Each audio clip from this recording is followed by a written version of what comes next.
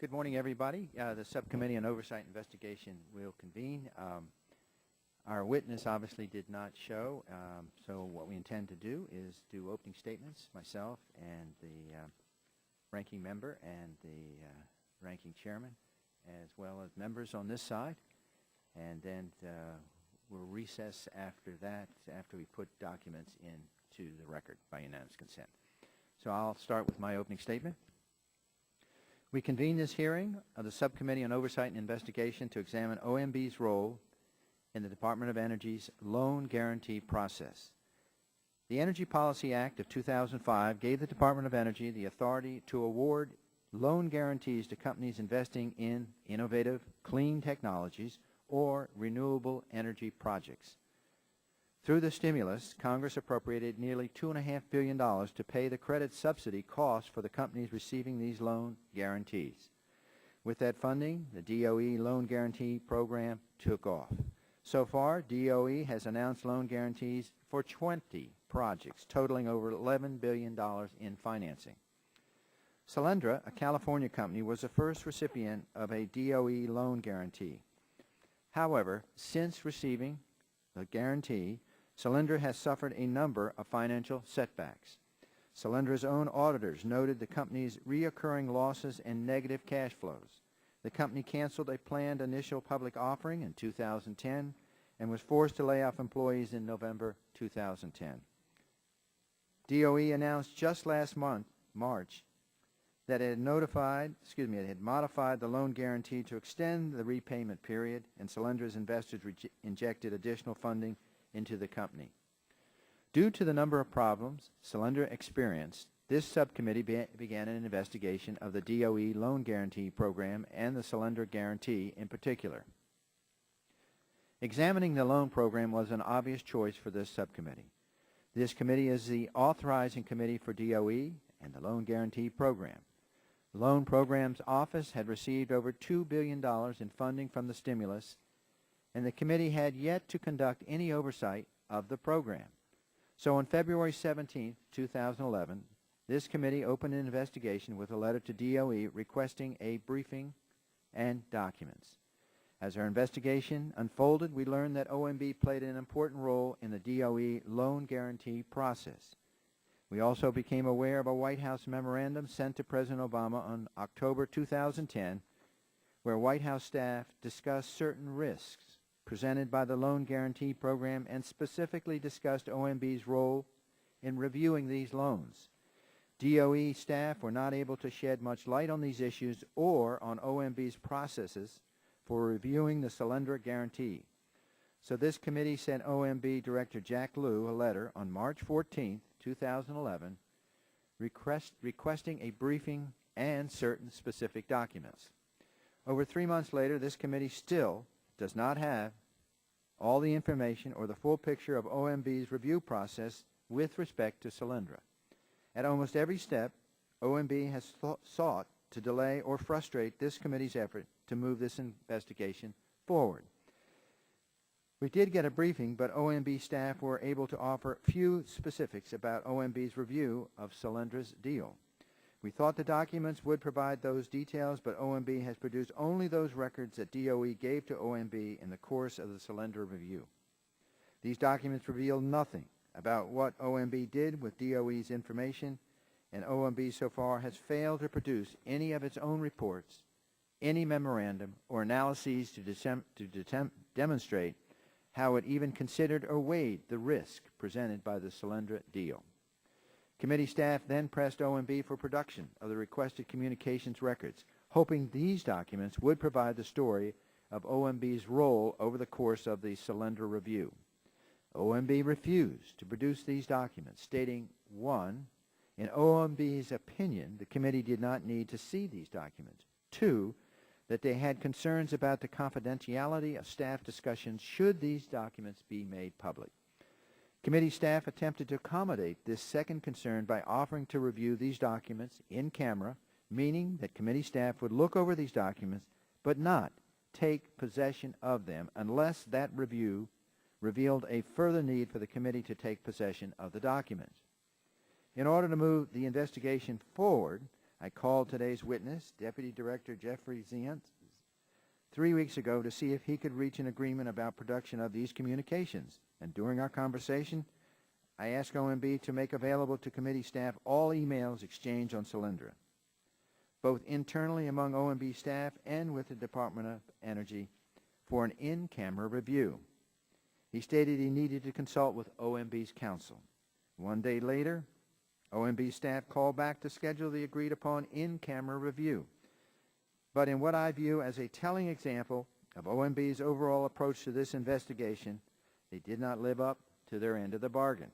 Instead of producing all communications relating to Solyndra, as we had discussed, OMB took it upon himself to select just 8 emails that were exchanged between DOE and OMB in late August 2009, just 1 week before the Solyndra loan closed. According to OMB staff, they made their own determination that it was not necessary for this committee to see any more emails, including OMB's own internal emails. In their opinion, these 8 emails were all the committee needed to see.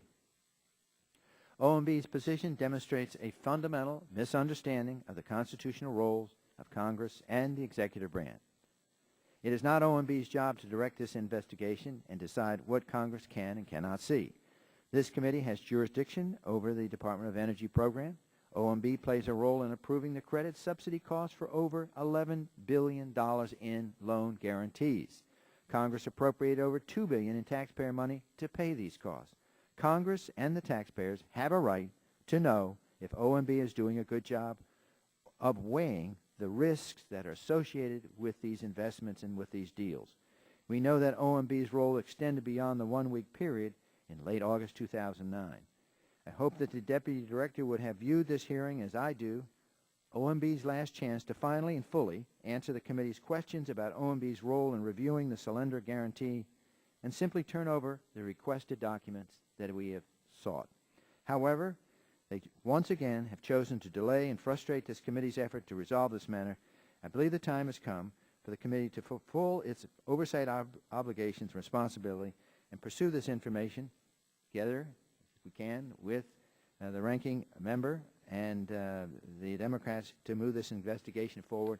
And ultimately, if we can agree or not agree, we might move to possibly a subpoena. And with that, I recognize the ranking member for her opening statement. Thank you, Mr. Chairman.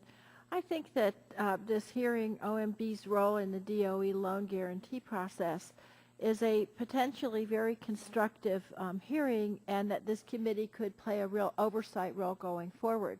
The subcommittee could do a thoughtful review of the material we've obtained. They could follow the facts where they lead. And obtaining testimony from OMB officials is a legitimate means of advancing this effort. Having said that, I think it's hard to see how an empty chair hearing would accomplish anything, and I think it's a profound waste of everybody's time. Instead of truly examining OMB's role in the DOE loan guarantee program, we're spending time on a hearing that will obtain absolutely no new facts for the record.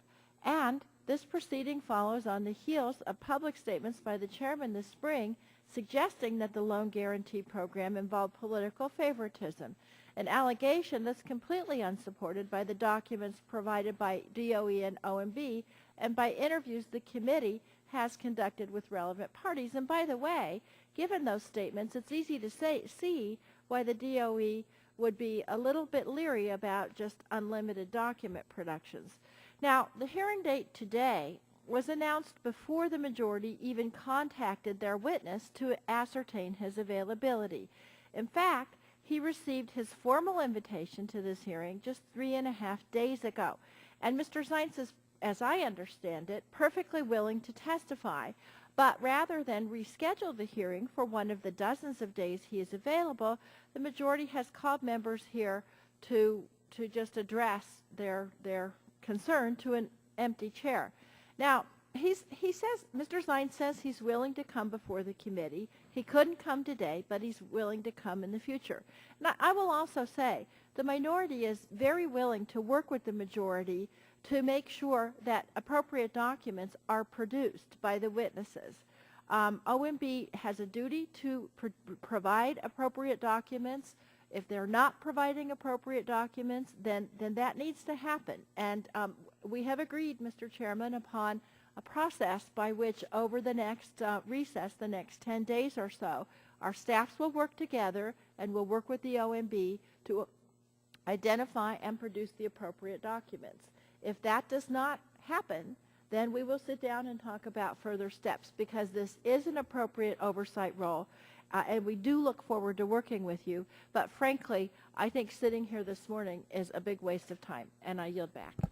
I thank the gentlelady. Mr. Chairman, I also have 2 letters I'd like to enter for the record.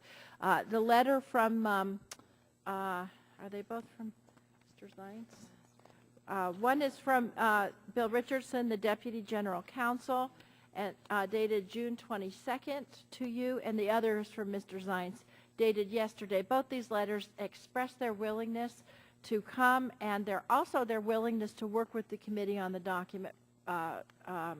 documents that would be produced, and I ask unanimous consent to enter those in the record. Unanimous consent is so ordered, and we have also an email here by unanimous consent we have showed your staff.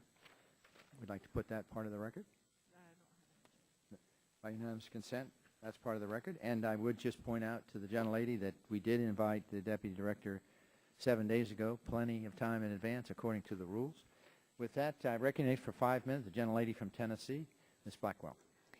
Thank you, Mr. Chairman, and I know that the bell is rung for votes, and we'll soon be heading that direction. But I think that as we sit here this morning, even though we will not have our hearing as we had wanted to have, that we have to remember the words of Reagan, trust but verify. And that is what we're going to do over and over again as we look at the steps the bureaucracy is taking. Our constituents are hurting. We have unemployment at 9.1%. Underemployment is getting pretty close to the 20% range. Small businesses with fewer than 20 employees face an average regulatory cost of over $10,000 per employee due to all of the new federal regulations that have been hitting them, and it seems as if there's no end in sight on those. And if that's not enough, CBO has stated that our nation's debt will overtake our economy by the end of the decade. This is not a rosy outlook. Now more than ever, this committee and OMB have a responsibility. It is a responsibility to the taxpayers to ensure that every dollar that leaves Washington, especially through loan guarantees backed by American taxpayers, are being put through the highest levels of oversight and accountability.